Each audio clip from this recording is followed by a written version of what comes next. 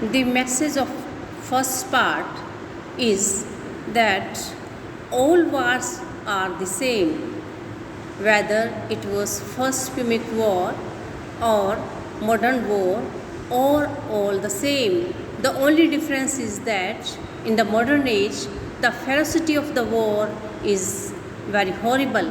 It is at extreme because in ancient times where wars could kill a million people, today the strength of the dead people can go for multi-million, millions of millions because of the advancement in equipments and armaments.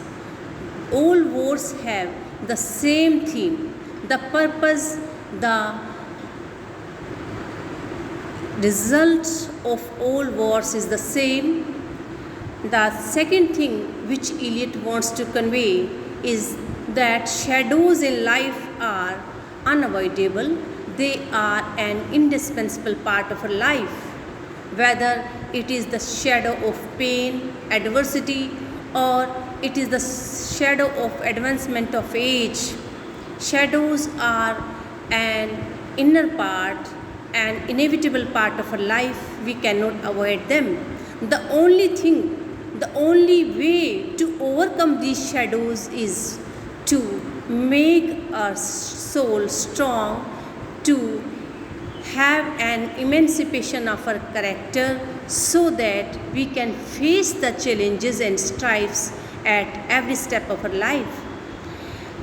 There is some solace. Eliot is suggesting a solace, a relief, and that is the protection of church.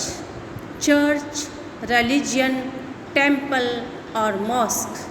It may be any. According to your faith, you can go either to a temple or to a church or to a mosque.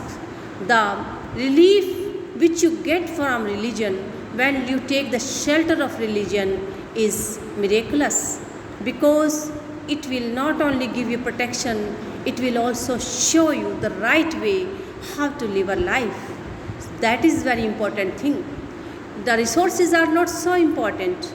The main thing is how you live your life, how you take the challenges of your life.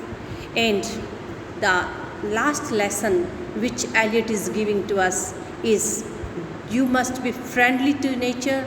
You must not go against nature, because if you go against nature, then you will suffer like Cybele.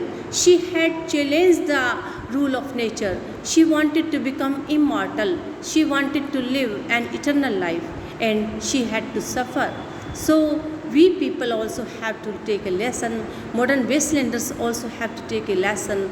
They should not indulge in the pleasures of senses, in sensual pleasures. If they are having too much indulgence, then what will happen? The ruin of them. The disaster is apparent, it is near, so they must be cautious. And again, Eliot is giving hope, but through the last part, that we must not have any kind of skepticism, any kind of doubt in religion. We must give ourselves totally, blindly to religion, to God. Then only we can lead a peaceful life. Thank you.